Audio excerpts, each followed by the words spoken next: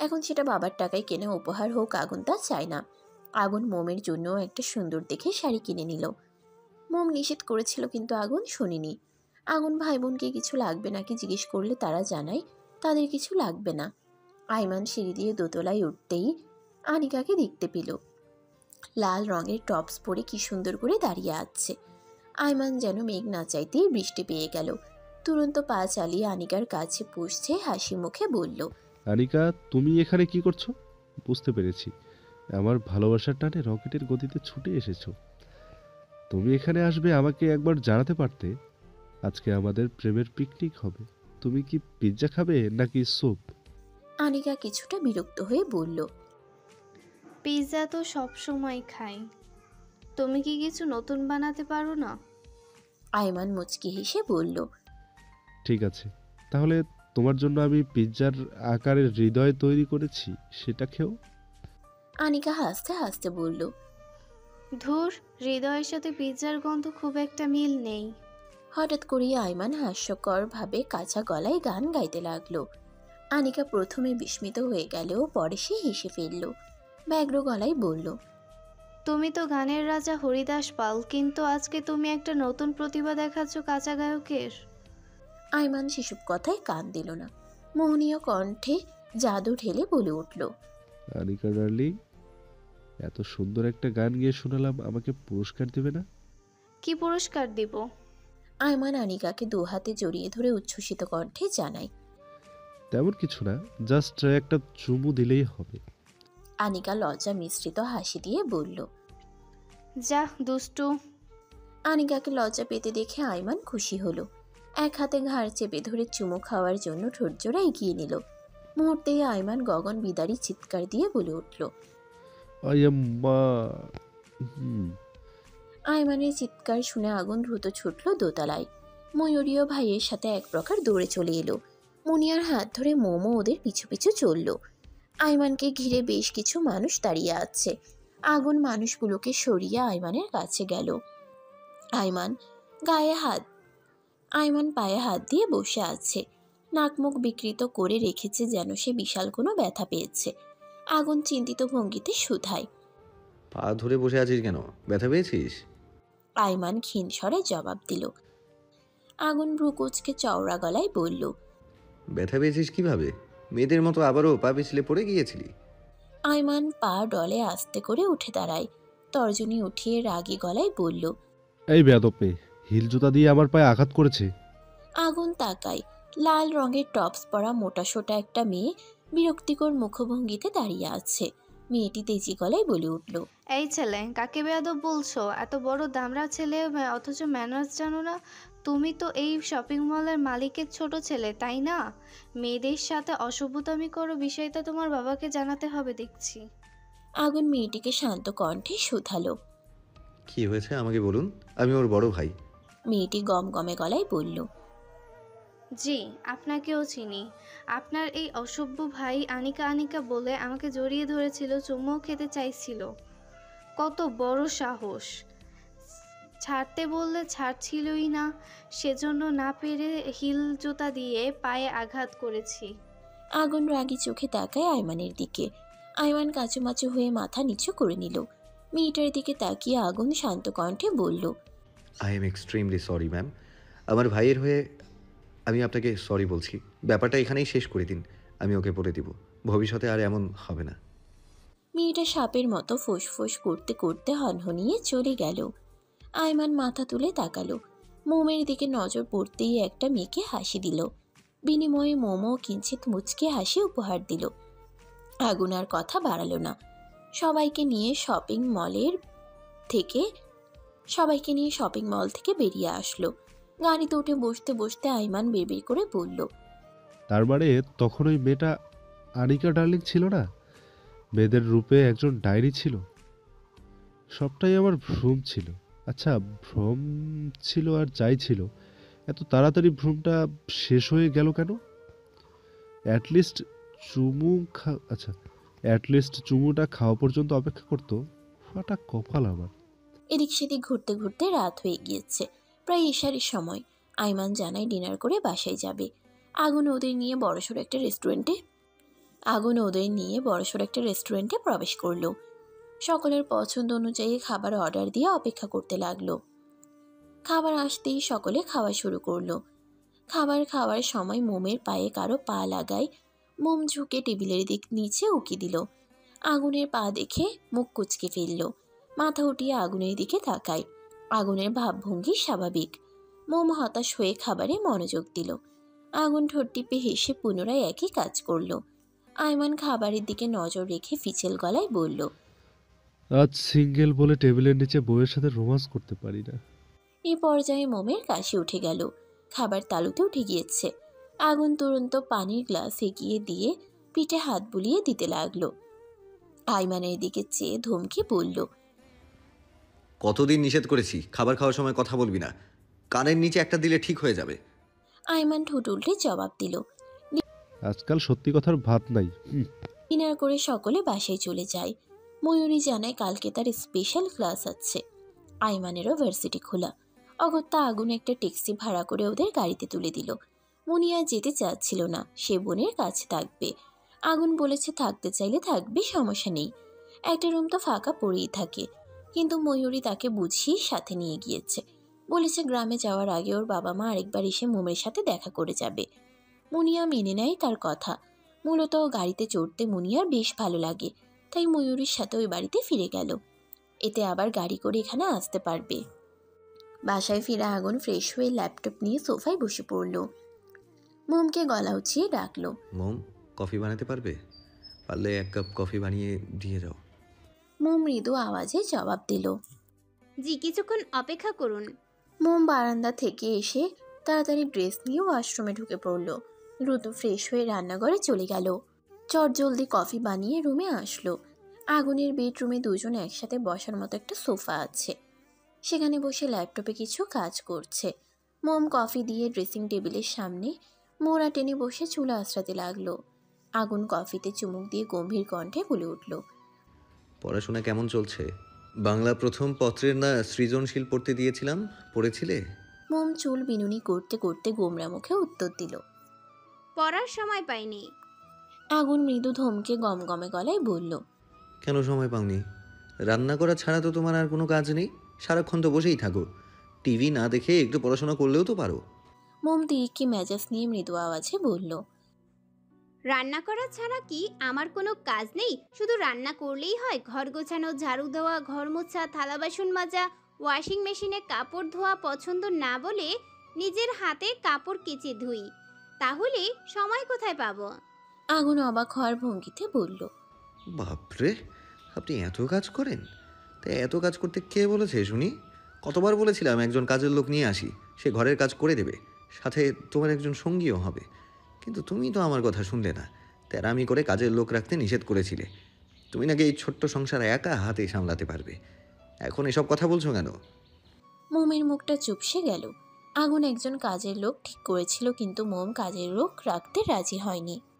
আগুন টিভি এনে দেওয়ার পর থেকে মাঝে মাঝে নিউজ দেখত।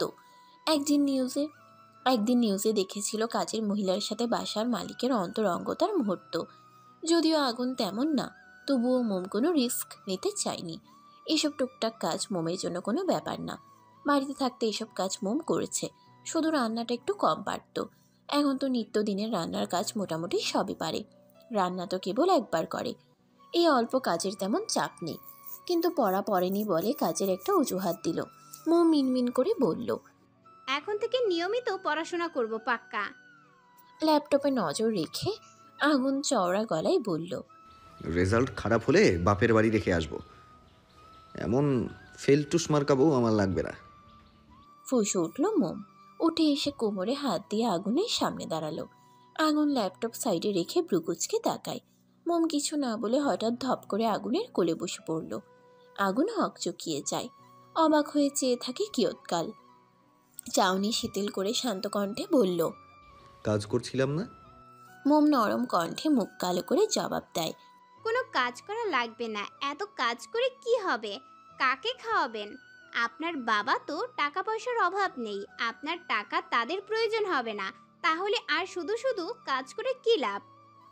আগুন তীক্ষ্ণ দৃষ্টিতে তাকায় কোমল মতির দিকে। মুখটা কেমন থমথমে হয়ে আছে। ফর্সা মুখে রক্তিম আবার ছেয়ে রয়েছে।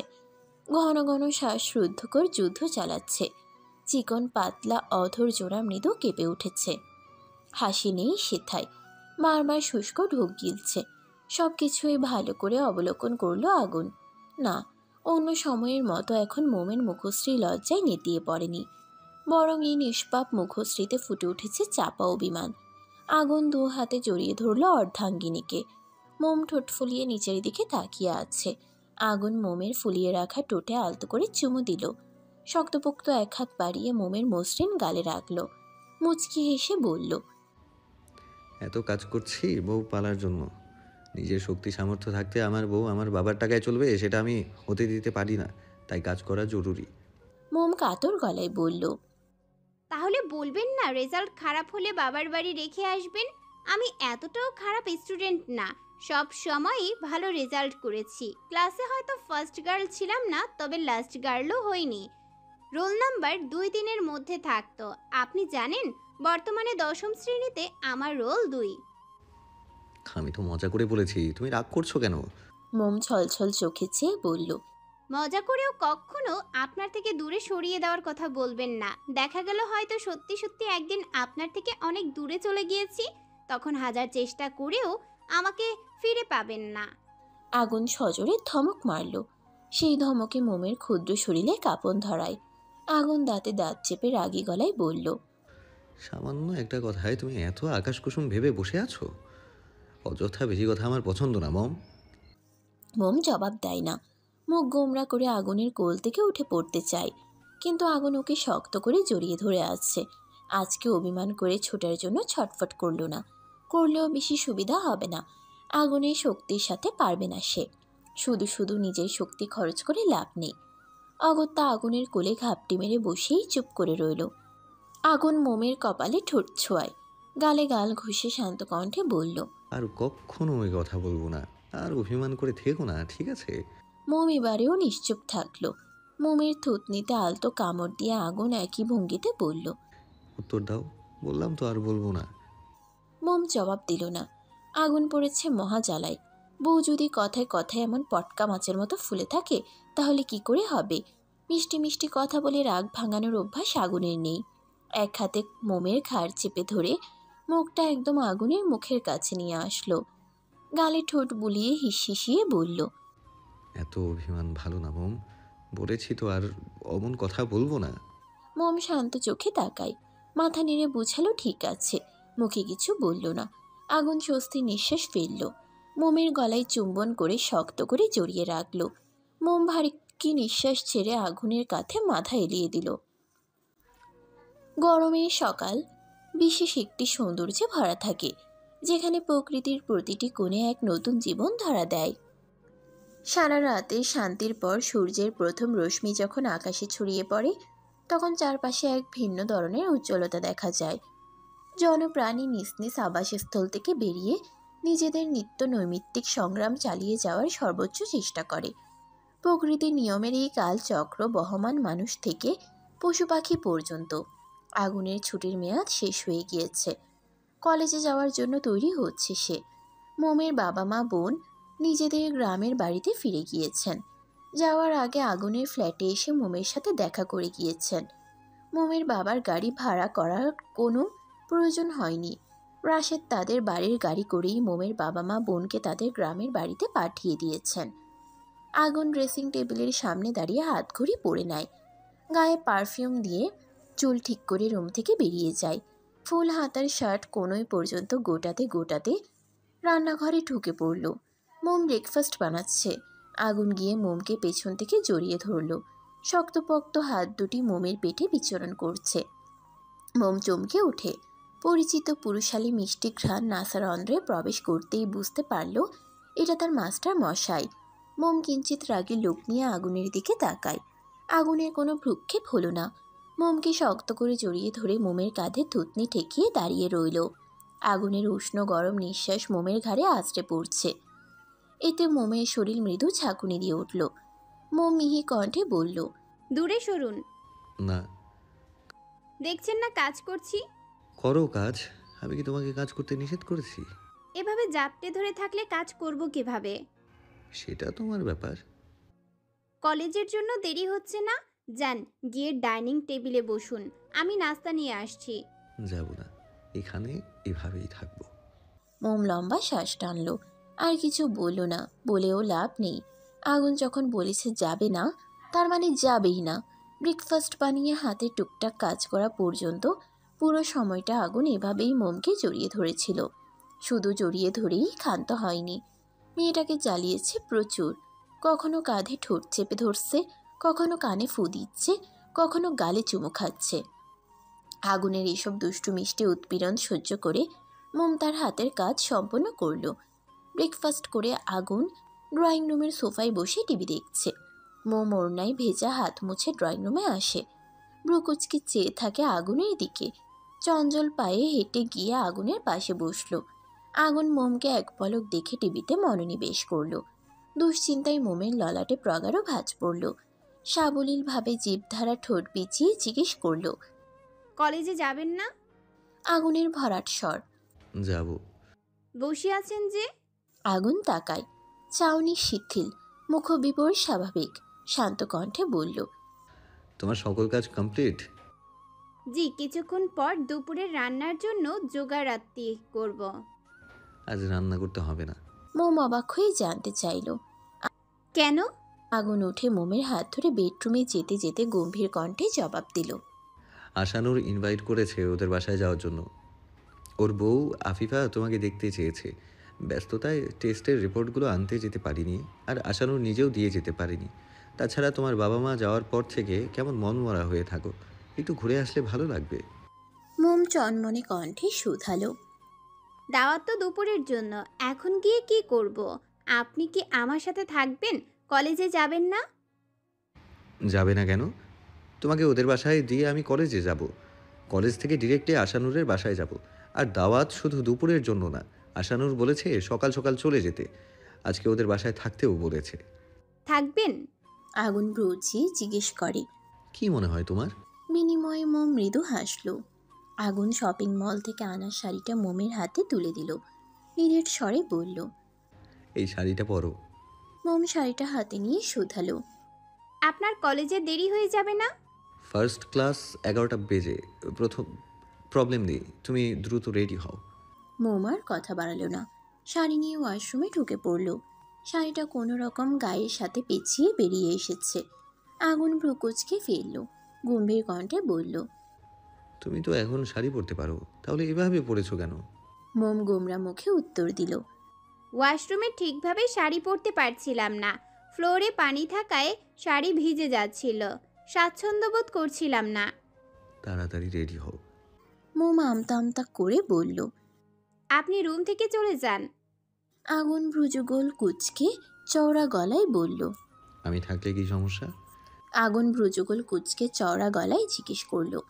মোম মাথা নিচু করে মিনমিন করে বলল, আমি আপনার সামনে শাড়ি পরতে পারবো না। আগুন ফোঁস করে নিঃশ্বাস ছাড়ল। মোমের কোমর টেনে নিজের সাথে মিশিয়ে নিল। এক হাতে চোয়াল চেপে ধরল। চোখে চোখ রেখে গমগমে গলায় বলে উঠল, তোমার সব কিছুই আমার দেখা শেষ, নতুন করে দেখার মতো কিছুই নেই। ঢং না করে দ্রুত রেডি হও, লেট হচ্ছে আমার। বাক্য শেষ করে মোমকে ছেড়ে দিল। আগুনের লাগামহীন কথায় মোম লজ্জায় কুঁকড়ে গেল। গাল ফুলিয়ে আগুনের সামনে তৈরি হতে লাগলো। আগুন আর চোখে মোমের দিকে তাকায়। ড্রেসিং টেবিলের আয়নায় মোমের মুখশ্রী সম্পূর্ণ দেখা যাচ্ছে। আগুনের চোখ আটকে যায় মোমের উন্মুক্ত পেটে। ধবধবে ফর্সা মসৃণ পেট আগুনের চোখ ধাঁধিয়ে দিচ্ছে। নজর ফেরানো বড় কষ্টসাধ্য হয়ে পড়েছে। নিষিদ্ধ ইচ্ছাগুলো কড়া নাড়তে শুরু করেছে ঝড়ের গতিতে। মোম ঘাড় ঘুরিয়ে তাকায়। মোমের চাউনিতে আগুন অস্বস্তিতে পড়ে যায়। চটজলদি নজর ফিরিয়ে নেয়। মোম শাড়ি পরে চুলগুলো খোপা করে নিল। সম্পূর্ণ তৈরি হয়ে আগুনের সামনে এসে দাঁড়ায়। আগুন মোমকে এক পলক দেখে হাত ধরে বাসা থেকে বেরিয়ে গেল। লাউ শাক পাতা হাতে করে বাড়িতে প্রবেশ করতেই আনিকার চোখ ছানাবাড়া হয়ে গেল। বিস্মিত দৃষ্টিতে তাকিয়ে থাকে বাবার দিকে। আনিকার বাবা আইমানের সাথে কি সুন্দর হেসে হেসে কথা বলছে। আনিকার মস্তিষ্ক ফাঁকা ফাঁকা লাগছে। শিরা উপশিরায় রাগ যেন তরতর করে বেড়ে চলেছে। শাক পাতা রান্নাঘরে রেখে ধূপধাপ পা ফেলে এগিয়ে যায় তাদের নিকট। কোমরে হাত রেখে চিবিয়ে চিবিয়ে বলল, আপনি আমাদের বাড়ি পর্যন্ত চলে এসেছেন? আইমান যেন ওর কথা শুনতে পেল না, আনিকার দিকে তাকালো না পর্যন্ত। আনিকার গা জ্বলে উঠল। আনিকার রাগ মিশ্রিত কণ্ঠস্বর শুনে আনিকার বাবা উচ্ছ্বাসিত হয়ে শান্ত কণ্ঠে মেয়েকে বললেন, ছেলেটাকে চিনতে পারছিস? তুই নাকি ওকে চিকিৎসার জন্য হসপিটালে নিয়ে গিয়েছিলি। আমি জানি তো আমার মেয়ে পরোপকারী মানুষ। ছেলেটা কত ভদ্র, কৃতজ্ঞতা জানাতে বাড়িতে চলে এসেছে। আজকাল উপকার করলে কজন মনে রাখে। ছেলেটা ভারী মিষ্টি। আনিকা বিড়বিড় করে বলল। মিষ্টি না, হাড় বজ্জাত। আইমান মুচকি হেসে বলল, আমি তো আর অকৃতজ্ঞ না, সহজে কোনো কিছু ভুলি না।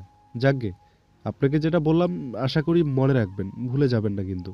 আনিকার বাবা সানাউল্লাহ ভরসা স্বরূপ বলে উঠলেন, মনে থাকবে বাবা, এমন সোনার টুকরো ছেলের কথা কেউ ভুলে যায়? আইমান ঠোঁট কামড়ে হাসে। সানাউল্লাহর গাল টিপে দিয়ে বলল। সেজন্যই তো আপনাকে আমার এত ভালো লাগে। সানাউল্লাহ থমথমে খায়, রাশভারী কণ্ঠে বললেন, আমি তোমার গার্লফ্রেন্ড না যে গাল টিপাটিপি করবে। পরবর্তীতে বিষয়টি খেয়াল রাখবে। আইমান জিভ কাটল, মেকি হেসে বলল, জি আচ্ছা, আমি এখন আসি আঙ্কেল। তোমার সাথে কথা বলে ভালো লাগলো। সময় পেলে আবার এসো। আইমান আনিকার দিকে চেয়ে দুষ্টু হেসে জানায়, তা তো অবশ্যই, একমাত্র মেয়ের হবু জামাই বলে কথা। আমি আসবো না তো কে আসবে? বলেই ঘর থেকে বেরিয়ে যায়। আনিকা চোখ বড় বড় করে তাকায় বাবার দিকে।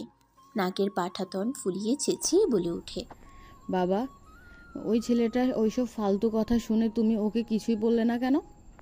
সানাউল্লাহ ভাবলেশহীনভাবে জবাব দিল, কি বলবো? তুমি কি বলেছো ছেলেটা? ওরা দুজন দুজনকে পছন্দ করিস। আমাকে বললে আমি কি তোদের সম্পর্কে হস্তক্ষেপ করতাম? আমি ওইসব বাবাদের মতো না। মেয়ের ইচ্ছার মূল্য আমার কাছে সবার আগে। তবে আমার রাগ হচ্ছে তোর উপর। তুই ছেলেটাকে ভালোবাসিস, সে কথা আমাকে কেন বলিসনি? ওই ছেলে কেন বলল? আমাকে জানাতে ভয় পাচ্ছিলি যদি তোদের সম্পর্ক মেনে না নেই সেই জন্য? আনিকা হতভম্ব হয়ে গেল। বিস্ময়ে ওর রক্ষী কোটর ছেড়ে বেরিয়ে আসতে চাচ্ছে। ও আইমানকে পছন্দ করে, ভালোবাসে, কবে থেকে? আনিকা সময় নষ্ট করল না, চঞ্চল পায়ে ঝড়ের গতিতে ছুটে চলল। আইমান ওদের বাড়ি থেকে কিছুটা দূরে চলে গিয়েছে। আনিকা দৌড়ে আইমানের সামনে গিয়ে দাঁড়ায়। আইমান থেমে যায়, মুখে তার ক্রূর হাসি। আনিকা রেগে বলে উঠল, আপনি আমার বাবাকে ওসব আজে বাজে কথা বলেছেন কেন? কি কান পোড়া দিয়ে বশীভূত করলেন তাকে? আইমান গা ছাড়া ভাব নিয়ে বলল, কোথায় কি বলেছি কিছুই তো বলিনি। আমি আপনাকে ভালোবাসি, পছন্দ করি, এসব কেন বলেছেন, যেটা সম্পূর্ণ মিথ্যা। আইমান জবাব দিল না। আনিকা পুনরায় বলল, আপনি জানেন আপনার এই মিথ্যার জন্য আমি বাবার কাছে ছোট হয়ে গিয়েছি। আমার বাবার চোখে একরাশ হতাশা দেখেছি আমার প্রতি, যেটা শুধু আপনার জন্যই। আপনি আমার নামে কেস করতে চাইলে করতে পারেন, এখানে আর আসবেন না। কেন এসেছেন এখানে? লাস্ট ওয়ার্নিং দিচ্ছি, আমার থেকে দূরে থাকবেন, নয়তো এর ফলাফল খুব খারাপ হবে। আইমান শান্ত কণ্ঠে বলল, প্রথমত তোমার বাবার কাছে তুমি ছোট হওনি, তিনি তোমার উপর কিঞ্চিত অভিমান প্রকাশ করেছেন। দ্বিতীয়ত তোমার থেকে দূরে থাকা সম্ভব না, উল্টো কাছে আনা দ্রুত ব্যবস্থা করছি, অপেক্ষা করো। আনিকা তেজি গলায় শুধায়, কি করবেন আপনি? উল্টোপাল্টা কিছু করার চেষ্টা করলে এবার মাথা দুভাগ করে ফেলবো। আইমান কিঞ্চিত ঝুঁকে আনিকার কানের কাছে মুখ নিয়ে হিসহিসিয়ে বলে, তাহলে ট্রিটমেন্ট তোমার হাতেই করব। মাথা ফাটানো তো শুধু বাহানা, বুঝি না আমি। সত্যি বলতে তুমি আমার রূপ দেখে হিংসায় জ্বলে পুড়ে মরো, সেজন্য অজুহাত দিয়ে যখন তখন আমাকে ছুতে চাও। বলেই লজ্জা পাওয়ার ভঙ্গিতে দু হাতে মুখ ঢেকে ফেলল। আনিকা রাগের লোক নিয়ে তাকায়। আইমান ঠোঁট কামড়ে হাসে, গা দুলিয়ে হেঁটে চলে যায়। আশানুরের বাড়িতে মোমকে রেখে আগুন কলেজে চলে গিয়েছিল। আশানুরের বাবা মা বাড়িতে নেই। বাড়িতে শুধু আফিফা ও আশানুর ছিল। ওদের সাথে পরিচয় করিয়ে দিয়ে আগুন নিশ্চিন্তে কলেজে চলে যায়। ইতোমধ্যে আফিফার সাথে মোম অনেকটা ফ্রি হয়ে গিয়েছে। মোমকে ছোট বোনের মতো স্নেহ করে। আফিফা রান্না করছে আর মোম তার পাশে দাঁড়িয়ে হেল্প করছে। মোম লম্বা নিঃশ্বাস টেনে চনমনে কণ্ঠে বলল, কোরমার দারুণ ঘ্রাণ বেরিয়েছে আপু, না জানি খেতে কত মজা হবে। আফিফা মুচকি হেসে বলে, কোরমা খেতে পছন্দ করো? হ্যাঁ। একটা কথা জিজ্ঞেস করব? জি অবশ্যই। আফিফা চুলা বন্ধ করে দেয়, কোরমার ঢাকনা দিয়ে ঢেকে মোমকে নিয়ে রান্নাঘর থেকে বেরিয়ে আসে। আশানু ড্রয়িং রুমে বসে হসপিটালের গুরুত্বপূর্ণ কিছু ফাইল চেক করছে। আফিফা মোমকে নিয়ে বেডরুমে চলে আসে। মোমকে বসতে বলে ঝটপট গোসল করতে চলে যায়। গোসল শেষে মোমের পাশে বসলো। মোম মৃদু আওয়াজে বলে ওঠে, আপু তখন কি যেন জানতে চাইছিলেন? বলছি, আফিফা ভালো করে মোমের মুখশ্রী অবলোকন করলো। মেয়েটার চোখে মুখে জানতে চাওয়ার উদ্বেগ, বারবার ঢোক গিলছে আর পলক ঝাপটাচ্ছে। মোমের উদ্বেগ দেখে আফিফা ঠোঁট এড়িয়ে হাসলো। মোম তার হাসির কারণ বুঝতে পারল না। আফিফা মোমের থুতনিতে হাত রেখে জিজ্ঞেস করলো, আরে রিল্যাক্স, এত হাইপার হচ্ছ কেন? মোম জিহবার সাহায্যে ঠোঁট বিছিয়ে শান্ত কণ্ঠে বলল। আপনি বলুন। আফিফা সিরিয়াস ভঙ্গিতে জানতে চাইল। আগুনের সাথে তোমার সবকিছু ঠিক আছে? মোম বুঝতে না পেরে প্রশ্ন করল, জি কিসের কথা বলছেন? না মানে, তুমি তো খুব ছোট, সংসারের হালচাল বুঝতে পারছো কি না? আগুনের সাথে তোমার বৈবাহিক সম্পর্ক কেমন সেটাই জানতে চাচ্ছি। মোম ছোট করে উত্তর দিল। জি সব ঠিক আছে। মোমের ঘাড়ের দিকে নজর পড়তেই আফিফা মোমের কথার মাহাত্ম্য বুঝতে পারল। মোমের গালে হাত রেখে মুচকি হেসে বলল, সুখে থেকো তোমরা। আগুন খুব ভালো ছেলে, হাই স্কুল লাইফ থেকে পরিচয় ওর সাথে। একটু উগ্র মেজাজি, তবে মনটা স্বচ্ছ পানির মতন। ওর মন জুগিয়ে চলতে পারলে তোমাকে আকাশ সমান ভালোবাসি মুড়িয়ে রাখবে। মোম মনোযোগ সহকারে শুনল। আফিফা পুনরায় বলল, যত দ্রুত সম্ভব বাচ্চা নিয়ে নিও। অনেক সময় দেখা যায় বয়সের দরুন কনসেপ্ট করতে সমস্যা দেখা দেয়। আমাকেই দেখো, বিয়ের 2 বছরের বেশি হয়ে গিয়েছে, অথচ একটা সন্তান দিতে পারছি না। শেষের কথাটা হতাশ কণ্ঠে বলল। আফিফার কথায় মোমের লজ্জা লাগছে, তবে তার একটা সন্তানের জন্য হাহাকার শুনে মনটা খারাপ হয়ে গেল। মোম সহসা আফিফাকে জড়িয়ে ধরল, ভরসা স্বরূপ বাক্য আওড়ায়। হতাশ হবেন না আপু, সব ঠিক হয়ে যাবে। আফিফা নিজেও মোমকে আগলে নিল, স্মিত হেসে বলল, আমি যা বলছি সেটা কিন্তু আগুনকে বলো না, শুনলে ও ভীষণ রাগ করবে। আর দ্রুত বলছি বলে এখনই বাচ্চা নিতে বলিনি, বছর ঘুরুক তারপর। মোম লাজুক হাসলো।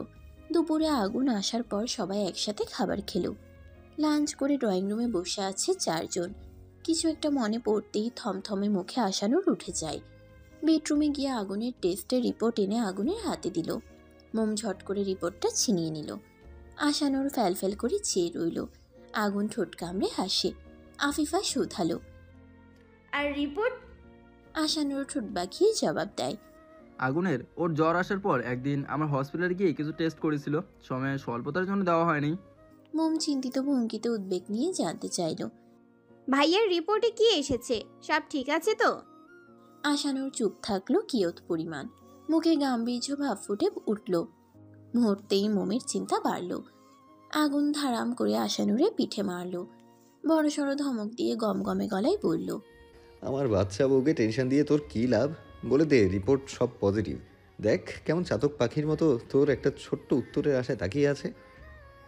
আশানুর ঠোঁট কামড়ে নিচের দিকে তাকিয়ে আছে। কথাটা কিভাবে বলবে বুঝতে পারছে না। তার মুখের ভাবভঙ্গি নিষ্প্রাণ, হতাশা আর অসহায়ের ন্যায় আগুনের দিকে তাকালো। দীর্ঘশ্বাস সেরে নিষ্প্রব গলায় বলে, আমি এখন যেটা বলতে চাচ্ছি আশা করি স্বাভাবিকভাবে সবটা মেনে নিবি। আর মোম, জানো তো প্রত্যেক প্রাণীকে মৃত্যুর স্বাদ গ্রহণ করতে হবে।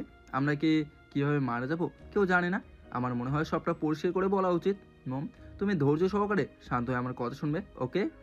মোমের চোখে পানি চলে এলো। অজানা আশঙ্কায় বুক কাঁপছে অস্বাভাবিক গতিতে। মস্তিষ্কের গোত্রে যেন রক্ত চলাচল বন্ধ হয়ে গিয়েছে। ভয়ে হাত পা ঠান্ডা হয়ে আসছে। কয়েকদিন আগে একটা খারাপ স্বপ্ন দেখেছিল। মোম জোরে জোরে শ্বাস টানছে। এই পর্যায়ে বদলে গেল আগুনের অভিব্যক্তি। এতক্ষণের হাসিটা ধপাস করে নিভে গেল। বিস্ফোরিত নয়নে সিরিয়াস হয়ে তাকায় আশানুরের দিকে। প্রকট চক্ষুজোড়া উঠে আসে ললাটে। জিভ দিয়ে ঠোঁট ভেজায় সে। শান্ত কণ্ঠে শুধালো, রিপোর্ট কি এসেছে তুই বল, যেটাই আসুক আমি শুনতে প্রস্তুত। আশানুর মনমরা কণ্ঠে বলে ওঠে, কিভাবে যে বলি, আমি ভাবিনি রিপোর্টে এমন কিছু আসতে পারে।